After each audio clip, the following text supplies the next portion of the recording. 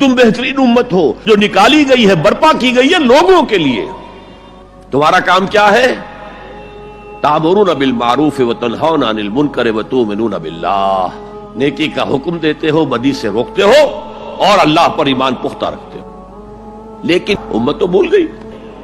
امت کو یہ یاد ہی نہیں کہ ہمیں تو دنیا والوں کو تبلیغ کرنی تھی، دنیا کو سمجھانا تھا، دنیا کو بتانا تھا، ان پر اتمام حجت کرنا تھا، ان تک دعوت و تبلیغ کا حق ادا کرنا تھا. امت تو بھول گئی اپنے گلچھروں میں، اپنے عیش میں. سرے سے یاد ہی نہیں کہ ہمارا یہ کوئی فرض منصبی ہے، شہادت علی الناس کوئی ہماری ذمہ داری ہے، ہم مسئول ہوں گے اللہ کے ہاں. احساس ہی نہیں. اپنی روٹی، اپنی دال، اپنا مکان، اپنی کوٹھی، اپنا محل، اپنی کار، اس کا نئے سے نیا جو ہے ماڈل، ساری ہماری سوچ تو ان چیزوں کے گرد ہے. کس کو یاد ہے کہ بحیثیت امت ہمارا فرض کیا تھا؟ اس حال میں کچھ لوگ تو ہونے چاہیے جو ہوش میں آئے. تو جاگو اور جگاؤ. جسے ہوش آ گئی، ارے ہماری ذمہ داری تھی، ہم بھولے بیٹھے، اسی لیے ہم برباد ہو رہے، تباہ ہو رہے. تو دوسروں کو بھی جگائیں، دوسروں کو بھی یاد دلائیں، اور مل جل کر ایک امت بن جائیں. ہم مقصد لوگ. یہ امت جو ہے اس کا جو کوئی ایک مقصد ہے ہی نہیں سرے سے. زندگی برائے زندگی ہے، زندگی کسی مقصد کے لیے تو ہے ہی نہیں. بالکل جس طرح حیوان جیتے ہیں زندگی تو وہ بھی گزارتے ہیں، لیکن ان کی زندگی کا مقصد کوئی نہیں ہے. لیکن جو جاگ جائیں، جنہیں احساس ہو جائے، جو محسوس کر لے کہ یہ ہماری اجتماعی ذمہ داری ہے، اور اسی کو پورا نہ کرنے کے باعث ضربت علیہم الذلۃ والمسکنۃ وباؤوا بغضب من اللہ کی صورت جو کبھی یہود کی تھی وہ آج ہماری ہو چکی ہے. پہلا کام وہ دعوت الی الخیر. اور خیر کیا ہے؟ دعوت الی الخیر، دعوت الی القرآن. خیر مطلق صرف قرآن ہے. دنیا کی تمام نعمتوں سے بڑھ کر قیمتی خیر، خیر اعظم قرآن ہے. من قال به صدقہ، من عمل به اجرا، ومن حکم به عدلا،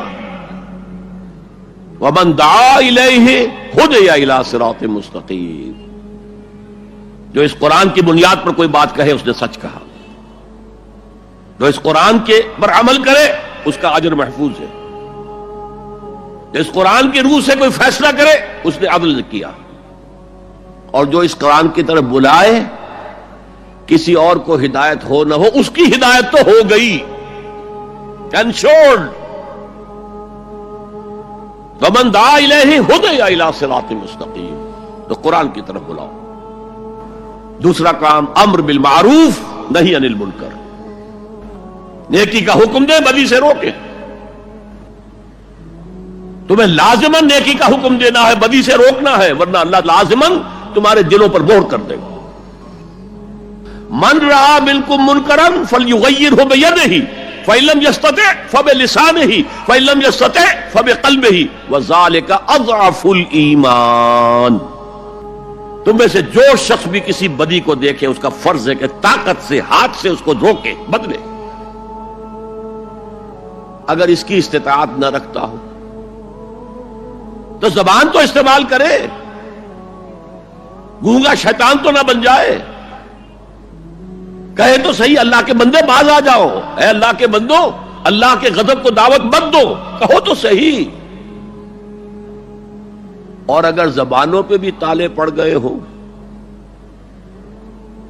اور زبانوں کے گدیوں سے کھینچے جانے کا امکان ہو جائے تو آخری درجے میں فإن لم یستطع فبقلبہ، دل سے شدید نفرت تو رکھے. راتوں کی نیندیں حرام تو ہوں، سوچے تو صحیح کیا ہو رہا ہے. دولت کی تقسیم کا نظام اسلامی نہیں ہے، سیاسی نظام اسلامی نہیں ہے. اس اعتبار سے ہمارے اندر شدید نفرت تو ہو. اگر یہ نفرت بھی نہیں ہے، اگر بے چینی بھی نہیں ہے، کوئی کڑھن بھی نہیں ہے، فرمایا ذالک اضعف الایمان، یہ ایمان کا کمزور ترین درجہ ہے. کیا مانی؟ اس کے بعد پھر ایمان نہیں ہے.